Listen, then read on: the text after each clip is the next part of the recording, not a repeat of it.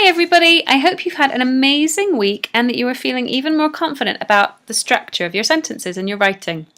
Last week we focused on some common mistakes that people make in sentences, and I'm hoping that we've begun to eliminate things like comma splices, fused sentences and sentence fragments. So this week we're going to move from that basis and go one step further. We're going to focus on taking a sentence that's correct but just okay to really great. So for this, we're going to look at some model sentences that I haven't invented myself, but I've borrowed from some really amazing writers. Basically, what I've done is become a sentence stalker, which is why I've got my little picture of the lady with the binoculars. And I'm hoping that after this session, you will be one as well.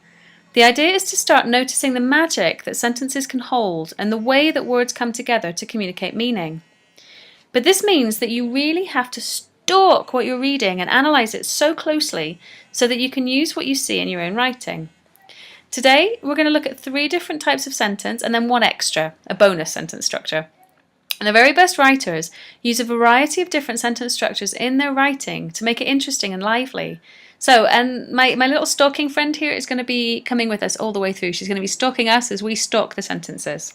Okay, so let's have a think about simple sentences, and we did mention a little bit about this in the last session.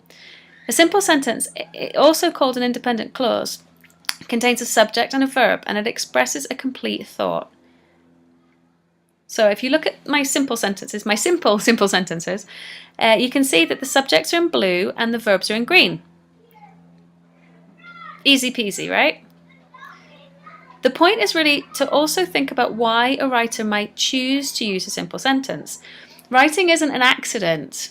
The writers choose structures to convey a particular aspect of meaning. So, if we look at these sentences,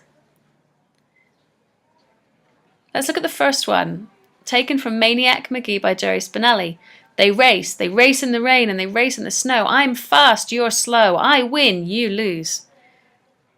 You can see that he's used the simple sentences here to create a kind of rhythm, an emphasis to what he's writing. You can do this as well, but you have to be very, very careful. Can you imagine what would happen if you only used simple sentences in your writing? It would sound very, very choppy, wouldn't it? Stop, start, stop, start. And it would sound quite basic if you did this in your entire piece of writing. But in small doses and limited quantities, it can be really, really effective, but you have to make an active choice. So, if you can't just use simple sentences, what are the other options? The first option I'm going to offer you is a compound sentence. In technical terms, a compound sentence is really 2 independent clauses linked together by a connector.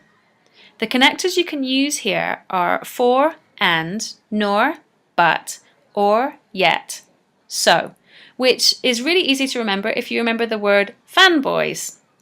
The other thing that you need to remember is that those words always come after a comma when they connect 2 clauses. Okay, so let's have a look at 3 very basic compound sentences.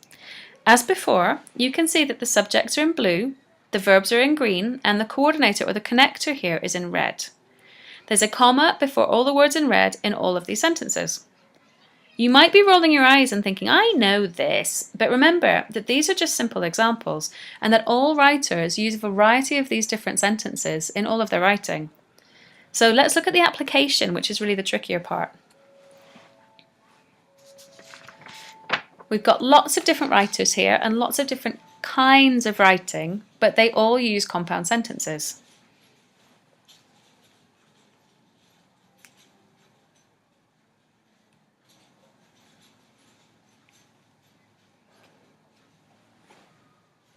Okay, so compound sentences are another option. So this brings us to 2 kinds of sentences, and I promised you that we would talk about 3 and a bonus one. So let's move on to the third. You can also use a complex sentence, which is a little bit different. A compound sentence, which we talked about before, has 2 independent clauses. A complex sentence is different because you have an independent clause, but the second clause in your sentence is dependent. I know that sounds confusing, but don't panic, don't worry, I'm going to show you some examples.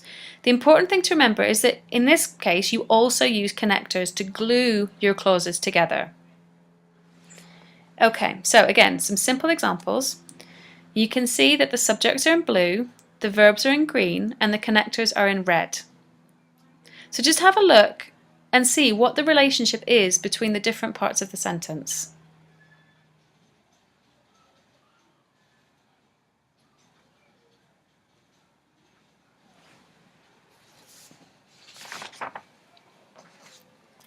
Okay.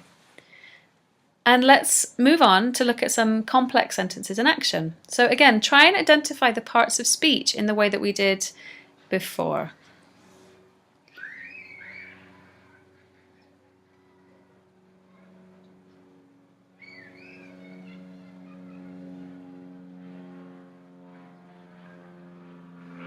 Okay, so we've had a look at 3 options that you can choose for sentences: the simple sentence, the compound sentence, and the complex sentence. There's one last option that I want to show you, and if you really want to extend your range, you can include this kind of sentence in your writing. But it's really important that you understand how the parts of the sentence work together so that it's a controlled piece of writing, so it's a controlled sentence, and it doesn't turn into a run-on sentence, which we talked about last week. So this is a complex compound sentence, which sounds very confusing, but again, don't think about the name.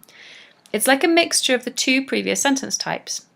You have 2 independent clauses and 1 or more dependent clauses. Again, don't worry if you feel like your brain is sweating with this. The terminology is not the important thing.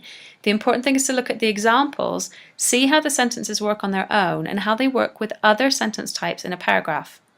So let's look at a couple, which are really lovely sentences.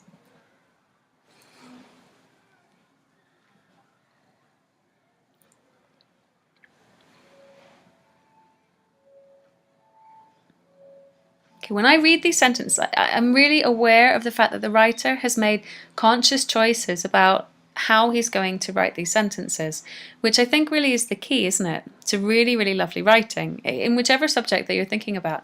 Variety of sentence structure, control over your sentence structure, and intention behind your sentence structure, that you're making conscious decisions. Okay, this brings us to the end of our review of sentence types. We've looked at our 3 sentence types plus a bonus. And I know that you've probably heard this a million times before, but the only way to be a true sentence stalker is to really read so that you can see how other writers use sentences and how they use them together, what effect they have on each other, the relationships between sentences in a paragraph. So you need to read in an active way and notice what's happening with the sentences. When you find one you like, or when you find a combination of sentences that you like, think about why you like it, why it works, and if you can use it as a model for your own writing. If you're really aware and you're interacting with what you read, it doesn't matter if it's an internet article or an advert or a full-length book. You can really develop your understanding of how sentences are used to make magic when you're writing and how you can transfer that to your own writing. So that brings us to the end. And as always, I am sending you a big cheesy grin from me, from Katia, and also from my little stalker there with the binoculars. And we'll see you on Monday. So, ciao for now.